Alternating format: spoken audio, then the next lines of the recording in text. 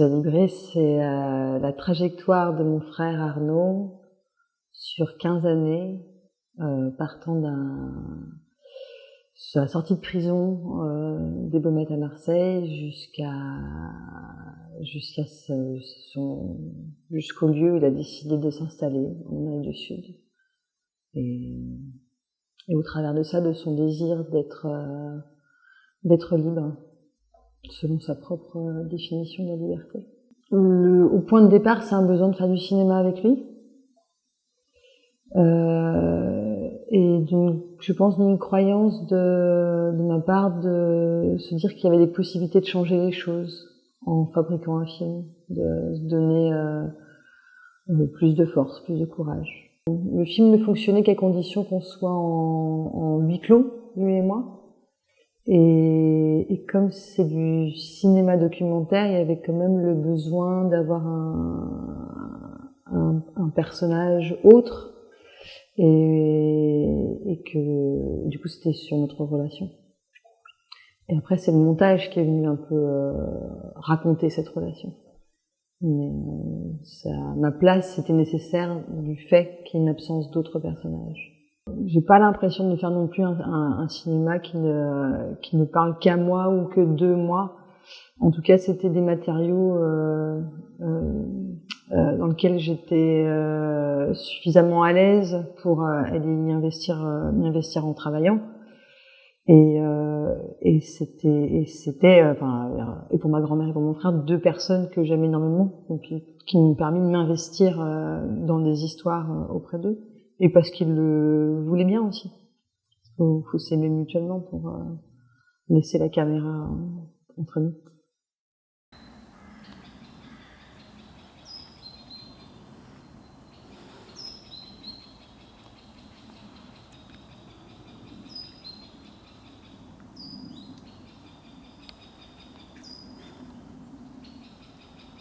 Je dirais que la principale difficulté du documentaire de manière générale, c'est quand même ce vers quoi le film doit aller.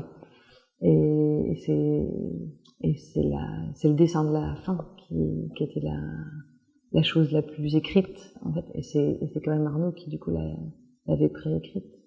Lui, il dessine depuis qu'il est tout petit. Et au travers de ses dessins, moi, j'ai toujours vu sa capacité de s'inventer, de se projeter dans un univers et de s'y impliquer. Donc c'était aussi ma manière de croire. C'est aussi un endroit où je crois en lui. Et d'avoir c'est aussi une histoire d'un échange. Donc c'était pas que m'accaparer d'outils et de faire autorité sur un personnage, c'était d'échanger avec lui.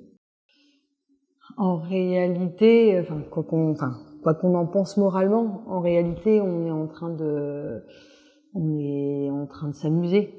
Même dans des corps d'adultes, on est deux enfants en train de s'amuser. Il y en a un qui est initiateur de conneries, mais l'autre suit. Cette séquence, elle raconte un peu ça. Après, dans les endroits les plus violents, on s'entend, mais oui, quand même. C'est pas moi qui suis derrière la caméra, et ça, c'était ma ligne de filmeuse. Je n'aurais pas pu être là parce que j'ai pas le même rapport au danger et à la prise de risque que lui. Et c'est peut-être ça aussi qui nous nourrit l'un l'autre. C'est sa frontalité face au monde est venue, en tant que frère et sœur, au-delà du film, c'est nous nourrir l'un l'autre. C'est que moi, je suis toujours un peu pas admirative, mais presque d'être aussi effrontée. Je suis beaucoup plus polie que lui, et je trouve que c'était sa force de vouloir aussi lutter pour s'en sortir. Non, je regarde pas la caméra, tu sais que j'aime pas ça. Je t'ai jamais demandé de regarder la caméra. J'aime pas parler avec la caméra comme une interview, c'est pas mon délire. Je t'ai jamais demandé de regarder la caméra comme une interview, au contraire.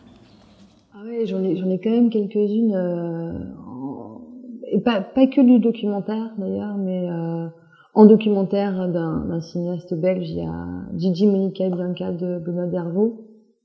Je crois c'est de se dire qu'avec des matériaux du réel, on va pouvoir construire une histoire de cinéma dans des longueurs d'1h30 qui sont grosso merdo, mais là, le film fait 1h18, et qui sont comment est-ce qu'on va condenser 15 ans d'histoire. Bon, Gigi, Monica et Bianca, c'est pas 15 ans d'histoire, il y a plus de protagonistes aussi, mais c'est des tranches d'âge, donc il y a eu ça.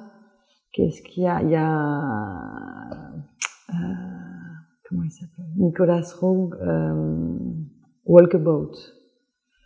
Et que là, on est dans du cinéma qui pourrait être un peu du cinéma, qui est carrément du cinéma de genre, mais qui est une errance entre un frère et une sœur en pleine campagne désertique australienne, et qui a un passage rituel de l'enfance à l'âge adulte.